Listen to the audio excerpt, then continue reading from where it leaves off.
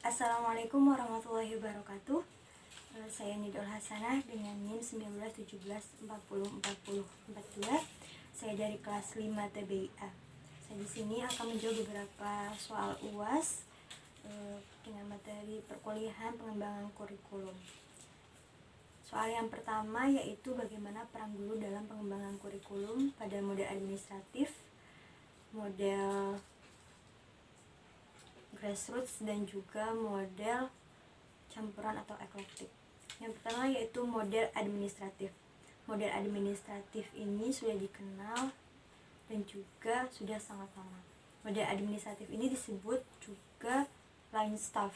Disebut line staff karena inisiatif dan gagasan pengembangan itu datang dari administrator pendidikan dan menggunakan prosedur administrasi.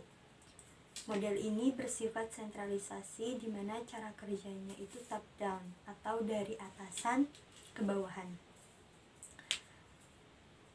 Nah, cara kerjanya itu di mana pejabat pendidikan membentuk suatu panitia pengarah yang terdiri dari pengawas pendidikan, kepala sekolah, dan juga staf pengajar inti.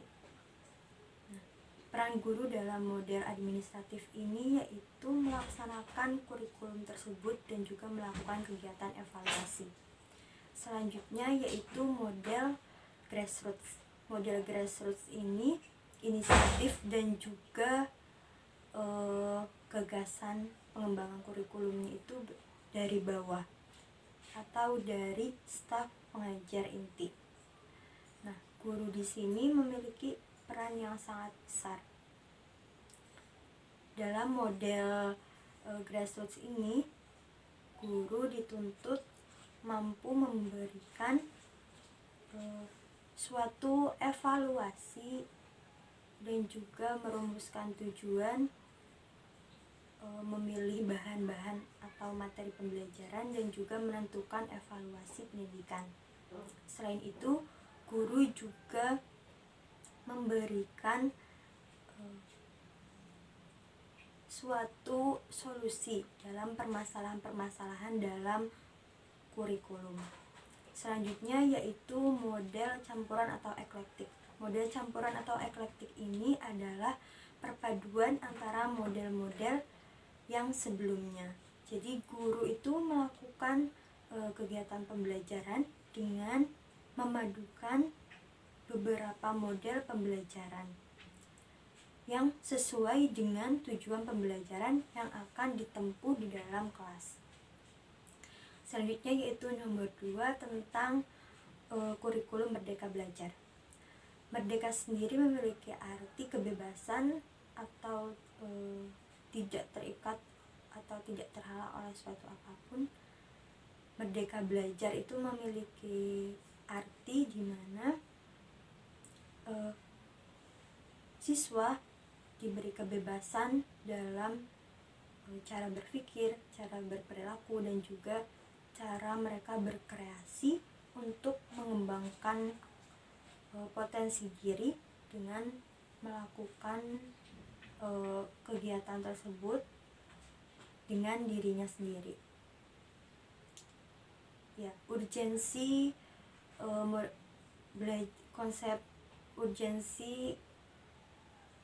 konsep Merdeka Belajar ini adalah kurikulum kompetensi belajar yang belum maksimal. Seperti yang kita ketahui, KBK ini sudah sangat lama diterapkan, di mana di dalamnya itu penerapan ujian nasional yang menjadi standar kelulusan siswa dan juga saingan dalam masuk perguruan tinggi dan juga penetapan ranking di sekolah.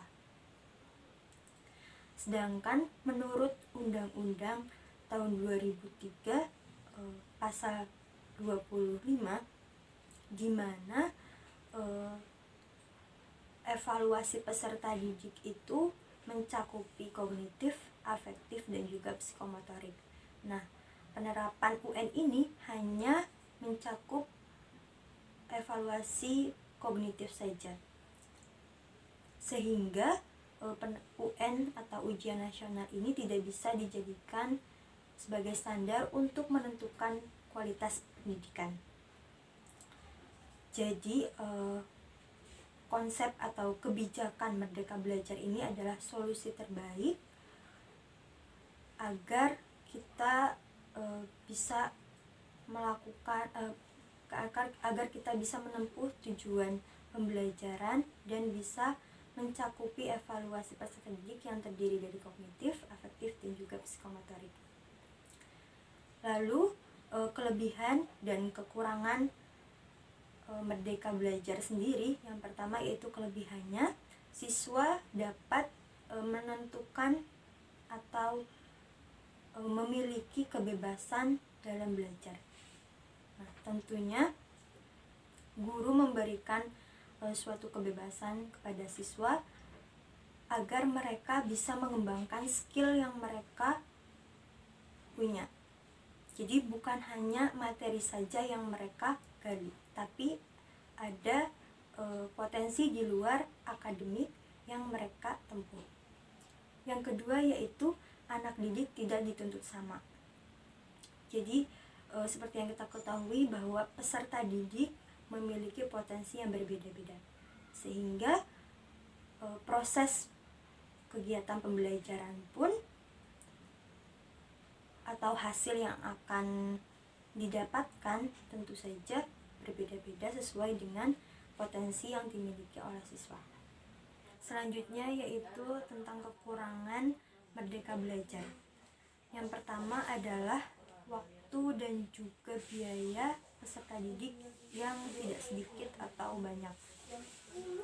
Seperti yang kita ketahui bahwa peserta didik bebas berekspresi dan juga bebas melakukan apa saja, maksudnya bebas berkreasi dalam proses pembelajaran. Tentunya memakan waktu dan juga biaya yang sangat lama dan juga cukup banyak, sehingga peserta didik dapat menempuh tujuan pembelajaran mereka dan juga bisa berhasil. Yang kedua yaitu kurangnya guru yang merdeka. Seperti yang kita ketahui bahwa kebijakan Merdeka Belajar ini lahir baru sekarang ini. Jadi masih banyak guru yang hanya tercakup hanya monoton pada materi saja, tidak memberikan kesempatan kepada siswa untuk mengembangkan potensi atau skill yang mereka miliki. Selanjutnya yaitu soal nomor 3 tentang alasan mengapa guru membuat RPP. Yang pertama yaitu pembelajaran yang dilakukan di kelas akan lebih sistematis. Seperti yang kita ketahui bahwa di dalam RPP itu sudah dirancang sedemikian rupa dari bahan-bahan atau materi pembelajaran yang akan diajarkan, alokasi waktu, dan juga tujuan-tujuan pembelajaran yang akan ditempuh selama 1 semester. Nah, dengan adanya RPP ini kita sudah mempersiapkan sebelumnya, jadi tidak dadakan. Jadi kita sudah ada rancangan dalam 1 semester ke depan. Nah, yang kedua yaitu materi pembelajaran yang disampaikan juga lebih efisien. Seperti yang kita ketahui bahwa dalam kurikulum Merdeka Belajar ini juga terdapat rujukan atau referensi dari berbagai buku, sehingga materi-materi yang diajarkan dan juga pembelajaran di dalam kelas lebih efisien dan juga akan tersampaikan dengan baik kepada siswa. Nah, selanjutnya itu komponen-komponen dalam RPP. Komponen-komponen dalam RPP menurut Permendikbud tahun 2016 nomor 22 bahwa komponen RPP ini terdiri dari 13 komponen. Nah, salah satunya yaitu ada identitas nama sekolah, identitas mata pelajaran, alokasi waktu, dan juga 3 komponen inti yang terdiri dari tujuan pembelajaran, langkah-langkah pembelajaran, dan juga asesmen atau penilaian pembelajaran.